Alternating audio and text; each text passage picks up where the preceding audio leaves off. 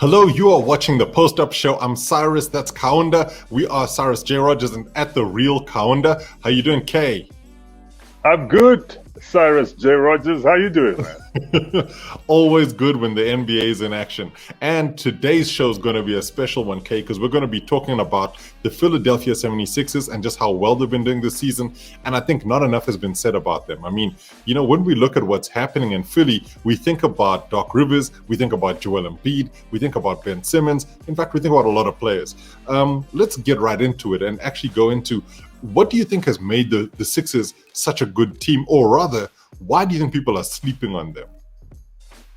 Cyrus, I think a lot of people were obviously doubting the Sixers ever since that dramatic Kawhi Leonard shot two seasons ago in the offseason. It's always been like, the Sixers don't know how to close. The Sixers, don't really have that last minute clutch gene.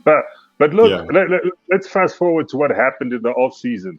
They got a championship coach. I know he had his struggles at the Clippers in Los Angeles, Cyrus, but let's not forget in 2008, this is one coach that put the African spirit of Ubuntu, if I might mention that, in Ubuntu. Boston Celtics, and took them all the way to the finals using the principle of Ubuntu and sharing the ball and not being selfish and being good because your fellow teammate is good. So you got Doc Rivers there. And I think Joel Embiid, our very own African superstar, is doing his thing in Philly, Cyrus. Tobias Harris, who's played at the Clippers before. I think he played with Doc Rivers. He did.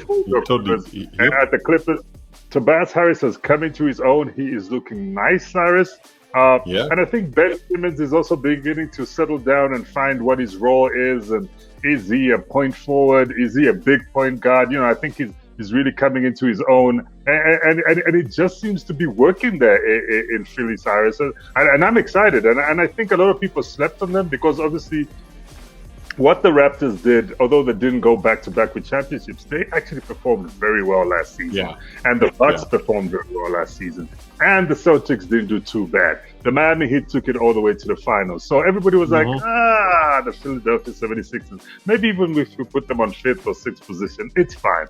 And then they were creeping up on that top spot. And I know potentially they're just renting it, but they're doing a good job of it so far. Kaunda, you talk about it, and here it is. You look at the Eastern Conference standings. They are number one in the East, 15 wins so far, the most of any team in the Eastern Conference, obviously. 2.5 games ahead of the closest challengers at present, with the Bucks and the Nets following them up. And you look at this team and you think, okay, Philly are definitely doing a heck of a lot right because you're winning more than everybody else. Your win percentage is really high.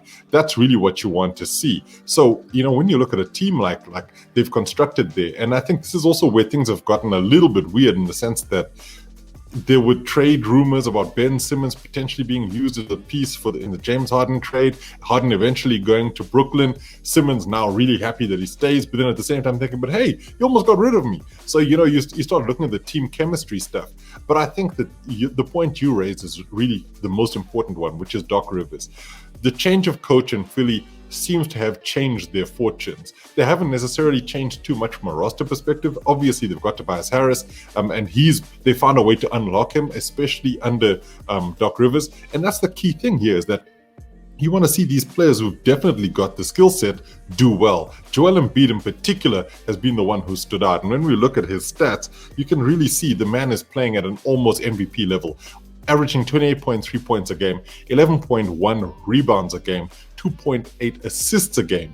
That is ludicrous, when you just think about just how well he's playing. And then you're like, okay, so this is his 5th season in the league. This is what we're seeing from Embiid. He could take this team all the way. Do you think that they should ride the wave of Embiid, or rather, do you think they should try and do more to unlock Simmons? Because there's almost two schools of thought there. Cyrus, they definitely should ride Embiid because, big men, especially the size of Embiid, later on in their career, they always have knee issues. And I'm not by any means wishing ill on Joel Embiid. I'm just facing facts and looking at what I've seen in the past, with even other African greats. If you remember the likes of Manu Ball, the likes of Dikembe, even our very own biggest ambassador, who's Akeem Olajuwon. As they got older, when they got past their prime, those knees started saying, "How's it?" Because you're that big and you're quite heavy, and that's and the Embiid NBA is not the disease. smallest player. Absolutely, and Embiid is not he's one of the heavy bigs in the league. Yeah. He's quite a big guy, and I think they need to maximize him while they can before he slows down. And the thing is, he's still got that speed in him, even with that size and that height. He's still quite agile, and he can shoot from 3-point range. He's got a great mid range at the rim. He's almost unstoppable if you're not really putting a very hard defender on him. So I think they should ride that. But then again, let's not forget the potential of Ben Simmons. I mean, Cyrus, this is a talent. He is fantastic, and I don't think, and I maybe I might blame the coaches here. I don't think he's actually come in contact with a coach, and I'll use your word, Cyrus, who's managed to unlock him to the fullest potential that he has. Yeah. I think there's more that Ben Simmons, as we called him when he was coming into the league as a rookie, Big Ben. There's more to Big Ben than what we've seen in the league so far, Cyrus. And I think he needs the right coach to unlock him. And maybe this is Doc Rivers. This is maybe what his legacy is now at the 76ers. Maybe he is that coach who makes Ben Simmons the great Big Ben that we've been expecting for a couple of seasons now. Maybe. I mean, I remember when Ben Simmons was coming into the league and everybody was sort of comparing his game to LeBron's game in terms of him being so big and so agile and muscling his way through. And yet you're not necessarily seeing that. He's not driving to the hoop with the ball as much.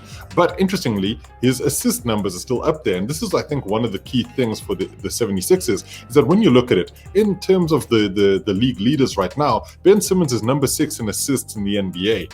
That's fantastic to see. And then when you look at the scoring numbers, Joel Embiid is 4th in the NBA in terms of, top scorers. So you can really see that Embiid-Simmons combination is working for them because they've got one guy really out there doing what he needs to do in order to get the assists and get his team involved in the game. And then you've got Embiid saying, I'll take a lot of those passes, thank you very much, and I'm going to make sure I score on them. And then this is a team whose win percentage is really, really high. In fact, it's the 4th best win percentage in the NBA at the moment. Now, maybe people don't necessarily look at the stats and think, oh, that's all that matters. But really, when it comes down to it, you want to win. And if you're winning at a percentage of 71%, then you're definitely doing quite well. Absolutely, Cyrus, and I think right now it's the statement time. And one thing I forgot to mention, Cyrus, when I initially answered your question was, I think a lot of attention has been given to the Brooklyn Nets because obviously KD coming back to the Nets at the beginning of the season, it was like, oh my word, Kyrie and KD together, the Brooklyn Nets are gonna kill the East. And then now they've got another great all-star, a former MVP. So you've got 3 regular season MVPs in that squad, Cyrus, playing together. And everybody was just like, it's going to be the year for the Brooklyn Nets. And I think that's one of the reasons why the eye has been taken off the 76ers and quietly they've come to the top of the Eastern Conference. And Cyrus, I think also, let's mention Tobias Harris again because he's that good third piece that they need when they need some scoring power. And I think he's got the enough experience to even be a finisher because, I mean, I don't think besides an Embiid that the 76ers really have a finisher. And I think Tobias Harris has the potential to pick up that mantle as the team's finisher. He's got that, big game temperament. You can tell, he's against the best in his experience in the league. And I think he's the kind of player that they can depend on. And I think he's got enough experience to be a big brother to both Embiid and Simmons, as well as the rest of the squad. Yeah, that's true. Though, I mean, if we really look at it as well, one of the key acquisitions was Seth Curry. Bringing in Seth Curry really has made a massive difference to this team. Now, they have some young players who've done quite well, like Maxey.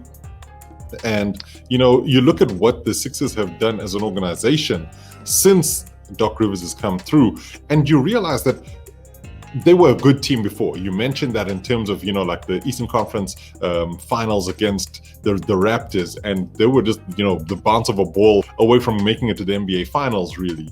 And now there's this next level, there's the leveling up, and you're seeing Doc Rivers almost trying to tinker with the roster enough to manage to get the guys to start scoring the way he wants them to and playing the way he wants them to. And frankly, yes, there is a little bit of pressure on them. But when you're doing so well on the defensive end, and you look at the defensive rating, they're top 4 in the NBA in defensive rating. And this is something I don't think they were doing enough of before under Coach Brown, in the sense that their defense was good, but it wasn't one of the best defenses in the NBA. Now we look at this and we're seeing them defending like one of the best teams in the NBA. Crazily, in this stat, the Houston Rockets of all teams are really up there in the defensive rating standings. But then that's what happens when you get rid of James Harden. I was about to say that. I was like, that's what happens when you get rid of a non-defending superstar. Your defensive ratings, become that much better. But look, back to the Sixers. It's not all on Harden though, because Oladipo's been fantastic. But anyway, back to the 76ers. Back to the 76ers, Cyrus. I mean, if you look at when Doc Rivers was at the Clippers, defensively, they were quite efficient as well. And obviously, before he left, he had 2 great defensive people in Paul George and Kawhi Leonard. But obviously, he also had a rim protector and a hard 4 in Montrezl Harrell at the time. So I suppose he had the right pieces, but you could see that defensively, he used them well as well.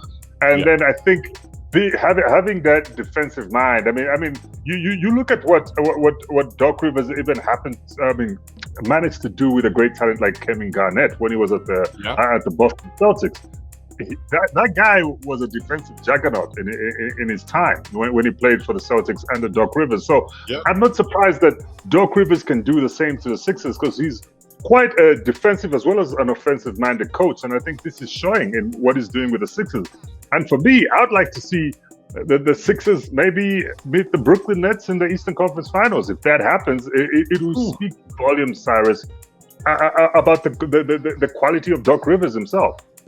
No, I'm agreeing with you. I think you bring up the fact that Doc Rivers is a good defensive coach, and this particular thing, the offensive rating, shows that that's basically been one of the key things for him in the past. Defense has been it, but their offense has struggled. And to be 11th in the NBA isn't terrible, right? I mean, you're in the top half of the NBA in terms of offensive rating, but it's not the best. And really, if you want to win championships, you got to be a bit better, in fact, a lot better offensively in order to take out a lot of teams. So do you think that Doc has to make sure that he works on getting the offense working a lot better? Because it's clearly centered on what happens with Joel Embiid. And Joel is injury prone. So, you're going to try and take him deep into the playoffs. You need to manage him better. But in order to get that seeding, you got to play him. So they got to find different ways of making the offense work, right?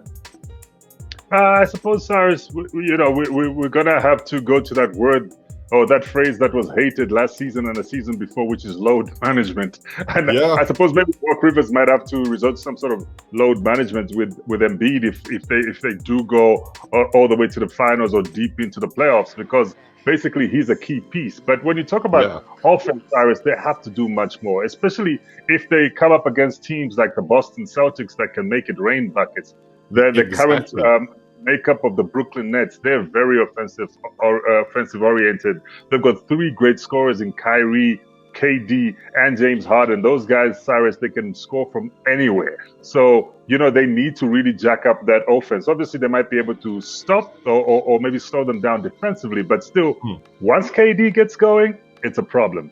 Once James Harden gets going, it's a problem. Once Kyrie, Joe Harris, those guys get going, it's a problem. So I think a lot needs to be done on the offensive side, because as much as your good defense, you might have great defense, and defense also helps win games. You have to be putting in buckets, Cyrus. You have to be you have to be working offensively, and I think that's something that's definitely on Doc Rivers' radar, and I think he's going to do something about it. I trust Doc Rivers.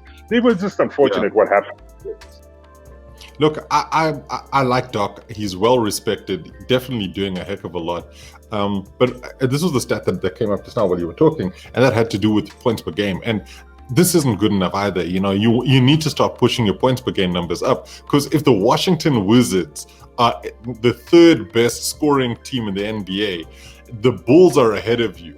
They don't have the same offensive players on I suppose, look, the Wizards definitely with Beal and Russell Westbrook, but you clearly need to get more from the other guys on your team. And I think that we've seen this in the past with the Bucks, where the Bucks have had one of the best offenses, yet when it came to the postseason, they were easy to handle because all you did was you collapse on Giannis, right? And I fear the same thing happening with the 76ers, because what happens if they manage the way they've been doing now, then they get into a tough playoff series and people start collapsing and double and triple teaming Joel Embiid, and they don't necessarily have outlets, because Ben Simmons is not known for his three-point shooting, and I'm being very kind. There's clearly a lot of work for Doc to work on. But having said all of that, the one thing that they'll look at is this: they're number one in the East, and there's no reason why they should fall off. There's no reason why they should fall off if they carry on at the way they're doing. So let's end the show on a positive note. Do you feel that the 76ers, led by Joel Embiid, have a chance of going really deep in the playoffs? Cyrus, definitely. I think they've done it before, and they could do it again. And I go on record as saying right now they're doing it with a better coach, a coach that's been all the way and lifted the Larry O'Brien trophy. Cyrus, he's got a chip. He's got a ring somewhere in his wardrobe, and he's seen it at every level. Cyrus, he's coached All-Star games. He's coached the best team in the league in 2008. So I think they've got the pieces, and I think they've read up. And like you said, Ben Simmons might not be the best three-point shooter, but they've got a backup now. They've got Tobias Harris, and I know we keep talking about and Seth players. Curry. And they've got Seth Curry, who's a killer from three-point range. I mean, I know a lot of people like calling him Steph's younger brother, but he's Seth Curry now. And someone's son-in-law. Oh, well, yeah, there is that. Let's not get into that. We said we're ending it on a positive note. Cyrus, yes, that's true. I at this trajectory, if they get their offensive play right, Cyrus, I can see them making an appearance once again in the Eastern Conference Finals. I don't know what will happen if they face a juggernaut such as maybe the Brooklyn Nets, but I can see them making it deep, Cyrus, all the way to the Eastern Conference Finals. Okay, I mean, look, I can't say that it's an impossibility. I do think that I look at this roster and I just don't know if they've got enough. They need more from somebody like Tobias Harris, because he's getting paid a heck of a lot of money. And outside of that, he needs to deliver. But I do think Doc Rivers is the kind of coach with the staff that he has that can really get the most out of some of these other players. And if they're able to unlock a Ben Simmons that starts attacking the rim more, starts trying to get into the face of the defenders, then this could be a 76ers team that indeed goes to the Eastern Conference Finals. And who knows, if they manage to do that, I mean, the NBA Finals is a whole different kettle of fish. But we're going to have to leave it there, Kaunda. Thank you so much, man. It's been another great show. And thank you for watching. Make sure you like, subscribe, and obviously share this with all of your friends. This has been the Post Up Show. We're happy to have you. Keep watching.